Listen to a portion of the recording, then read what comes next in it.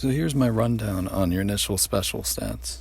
Strength should be high enough to get any associated perks you want, but you have to consider that perks like the Old World Blues Reinforced Spine will increase your strength, and then other perks like Rad Child incidentally will temporarily decrease your strength stat. So you want your strength stat to be relatively high, just to have a good initial carrying rate, and to meet any perks. Maybe for roleplay, you don't want to be like weak. Perception, you need it just high enough so that you can get better criticals. That's very important. Endurance, health isn't so important, but maybe for some perks, like Them's Good Eatin', I think requires 8 endurance. You need to have that statistic. So you could start out at like 7, because then you can get an implant to increase its value permanently and meet the requirement for that perk.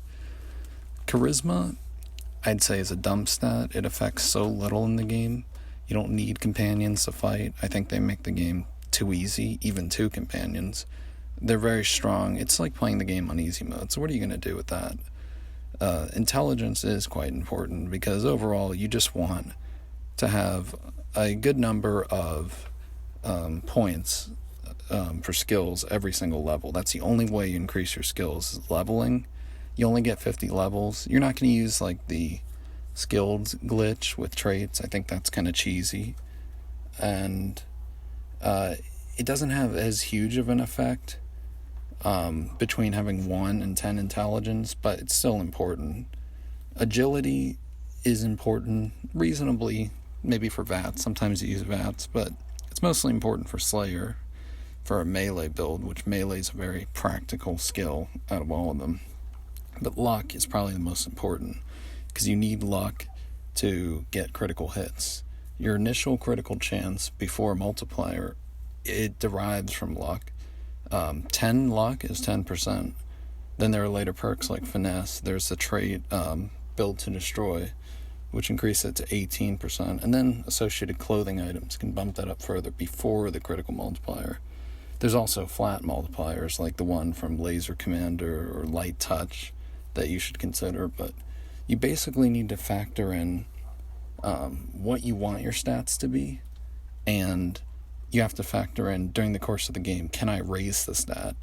For example, Perry Yorner wrote for Fallout 1 and Fallout 2 guides where he tells you what you might want for each special statistic, but also he indicates how much a stat can raise during the course of the game. Like with strength, you might only need 4, because power armor could raise it 3 or 4, plus any like random events that'll raise your strength or perks.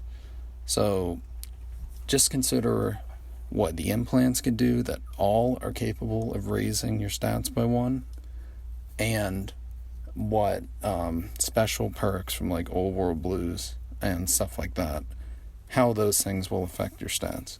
For luck, you'd probably want 8, and then get an implant for luck, and then go through Lonesome Road and put that stat in luck, because you want to have your glasses slot free, and you don't want to have to use lucky shades to get to luck 10, because it kind of limits for a critical optimizer what you can wear.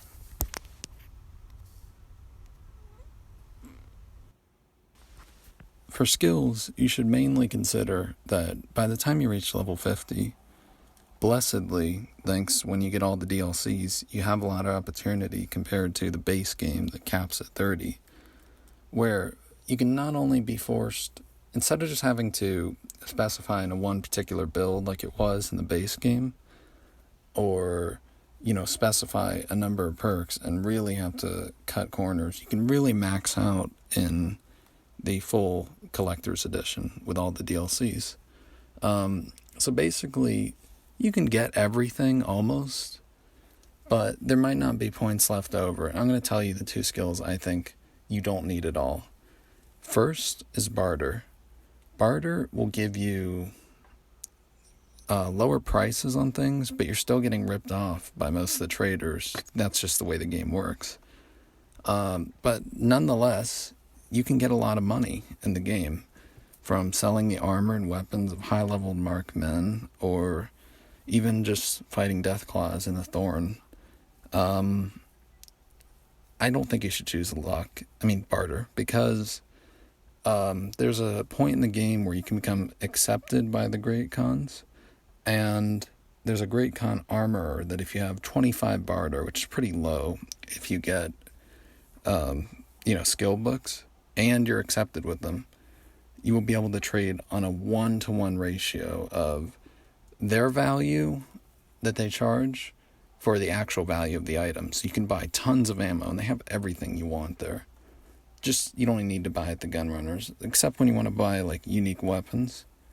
And the other skill I'd tell you is lockpicking, because lockpicking just is not important. No. I mean, in some of the previous games it was important, but there are very, very few instances where there's something you cannot get through due to lockpicking. For whatever reason, they designed the game like that. Maybe to make it easier, dumb it down. Maybe it was because they didn't want people to feel forced to do a stealthy, furtive roleplay. But the only thing I can think of typically that you can't get is the Gobi campaign sniper rifle, which is something I wouldn't even use anyway. Other than that, almost every single skill you're going to want to get, and a combination of your leveling and the skill values, you're going to want them to be very close to 100 by the time you reach level 50.